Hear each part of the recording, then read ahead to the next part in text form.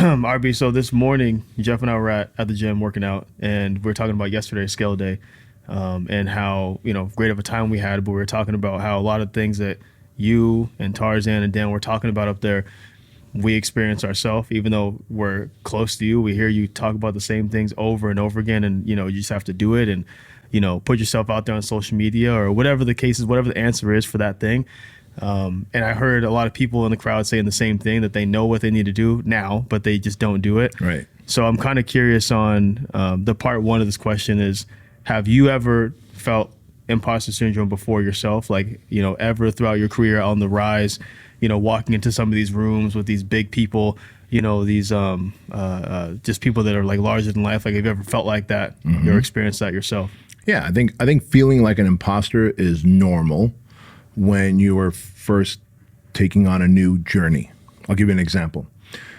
If you get on a jet airplane, right, like a 747, and you're going to fly across the country, when that American Airlines jet is lumbering down the runway and it's like 200 and some odd miles per hour, and you're pinned against your seat, like you feel the weight of your body pinned against the seat because you're going like 200 some odd miles per hour so you can get takeoff.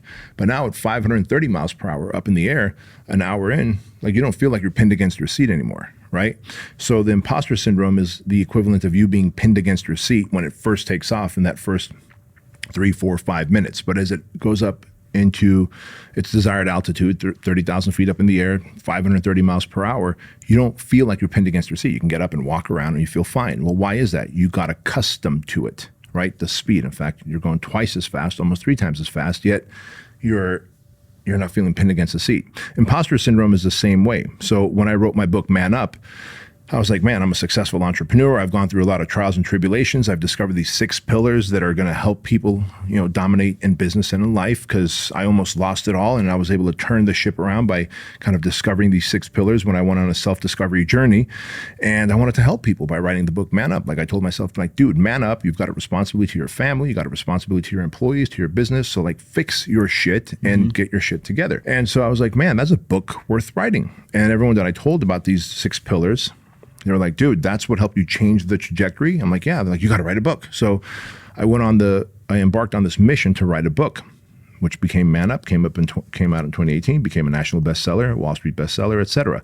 Well, the process of writing the book, Leighton, was painful. And I told myself that I would write 1,500 words a day, right? And if I could write 1,500 words a day, I'd get all 13 chapters done in the allotted time that the publisher gave me. And dude, at this point, I had started 3 businesses, and now Fit Body Bootcamp was starting to thrive. I turned the corner with Fit Body Bootcamp. And so I was like a accomplished, successful entrepreneur. If you told me to start a 4th business at that time, I would have been like, easy, bro. No worries, no drama, no stress, no imposter syndrome. Writing the book, bro, some days I'd be writing it and I would literally hear the voice in my head, like my own voice, like, dude, who's going to read this thing? You're not an author. You're an entrepreneur. You don't even know how to write a book. The best things you've written are like blog posts and email broadcasts. Like, you don't even know how to put 60, 70,000 words together. Like, these are the conversations I would have in my head because I embarked on a new journey to become an author, right? And it was so new that I felt the pressure. I was the equivalent of feeling being pinned against that seat when that plane takes off. And so, but what did I do? I was like, all right, what do you feel right now? I feel like an imposter. Why do you feel it? Because I've never done this before. It's a new territory. What if people judge me? I mean, your book is literally out there for life. Like, I'm going to die. My book's going to exist. And every typo and every misspelling and every sentence that doesn't make sense, or, story that people might judge and feel that it's boring or stupid or whatever, like all those things run through your mind. And then you're like, I can't even take it off the shelves if I want, because when you have a publisher, they give you money for your book. So now that's why it's published by, in my case, Ben Bella Publishing. It belongs to my publisher, not even to me anymore. So if I'm like, hey, take the book off the shelves, I don't want it anymore. They're like, we can't. We're going to keep selling it and keep sending your royalties, which they do. Hey guys, quick interruption to the Bedros Keuilian Show. I want to tell you about the newly reformulated Truly Wellness Shot. Now, I wanted to create a supplement that was zero compromise, that would boost your immune system, fight off inflammation in your gut, joint, and body, so that you can keep getting after your goals and dreams in life. And now the new reformulated Truly Wellness Shot is boosted with electrolytes to help keep you hydrated as well. Truly Wellness Shots are packed with these amazing ingredients: vitamin C, vitamin D, B12, zinc, turmeric, echinacea, ginger, astragalus, and now with electrolytes to help keep you hydrated. And if you're anything like me, then you're gonna wanna get these Truly Wellness shots because you wanna stay healthy, hydrated, and inflammation-free so that you can keep chasing your goals and dreams in life. Now, just like the Godfather Don Corleone, I'm gonna make you an offer that you can't refuse. When you go to Truleen.com and use my name, Bedros, during checkout and you join the Truleen Tribe subscription club, you will not only get 50% off your 30-day supply, but you'll also get free shipping. And it comes with a 30-day unconditional money-back guarantee. So for any reason you don't like the Truly Wellness shots, and we have yet to meet anyone who doesn't like these awesome products, then just let us know and we'll give you a full refund and part ways as friends. Go to Truleen.com, check out the wellness shot, use my name, Bedros, and get 50% off when you join the Truleen Tribe. You get free shipping, 30-day money-back guarantee, and I promise you, you're gonna love this product and you're gonna tell all your friends about it. Now back to the show. So all those things ran through my mind. I'm like, dude, this is legacy. This is forever. This is scary. I can shut down a business. I could sell a business. This book is forever. And so I got into my own head. I got in my own way, and I felt like an absolute imposter. Like Hemingway was an author. Like, there's this Jay Shetty is an author. I'm not an author. Well, the reality is it was so new to me that I was like, all right, what would you tell a coaching client? And this is where you have to have outside eyes on yourself. You're like, all right, what would I tell a friend who's going through this? Well, this is new. There's things that you're good at, and this one thing you're not good at because it's new to you. Since it's new, why don't you take a little break, go change a negative conversation in your head into a positive conversation? And the way I did that was I would literally shut the laptop down, put on my tennis shoes, go outside, do 10 kettlebell swings. I've told the story before, and then I'd run up my driveway and then come back down again. I'd do that 20 times, right? So what was I good at? Working out. So I'm like, all right, go get some wins. Get some dopamine, get some endorphins. And I would do that. It would take about 30 minutes to do kettlebell swings, run up the driveway, rinse and repeat 20 times. I'm like, all right, now can you go finish those 1,500 words for the day? Yeah, all right, great. So I eked my way there. The irony is now I'm writing my second and third book at the same time. So Man Up was my first book. It was like made my butthole pucker writing it. Twice I felt like reaching out to my publisher and saying, so they give you this thing called an advance. When you're gonna write a book, they're like, hey, we're gonna give you X amount of thousands of dollars in advance. And then when the book starts selling, we're gonna send you royalties on top of that, right? More money. I was like, you know what? I should just send them their advance back. Like, hey, here's a check, take your money back. I'm not going to write this book. So I had that conversation with myself several times. But now the book popped off. All my friends, promoted it, and the book was actually solid. And it's got great reviews on Amazon and all that shit. So now I'm an accomplished author.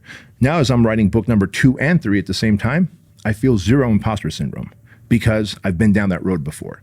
So anytime you're going down a new journey, a new road, a new destination, you're supposed to feel some level of fear, uncertainty, doubt, which is the imposter syndrome. Like, I don't belong here, right?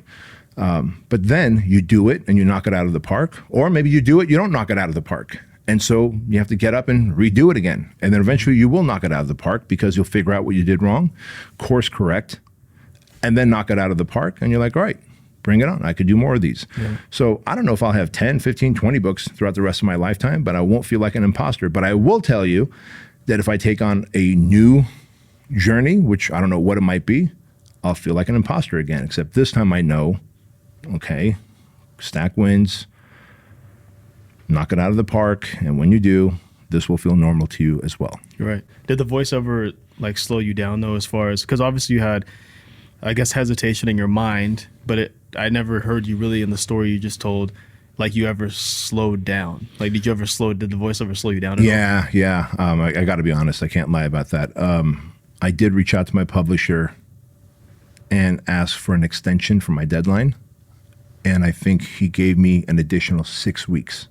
So like it was a substantial extension that I got, because bros, to write 1,500 words a day sounds easy because it's really just like a long blog post. That sounds easy to me.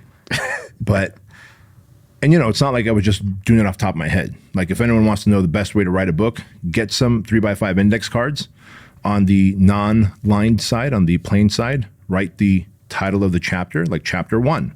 Here's the title, introduction, right? And then flip it over on the lined side, write 3, 4, 5 bullet points of what that chapter is going to be about.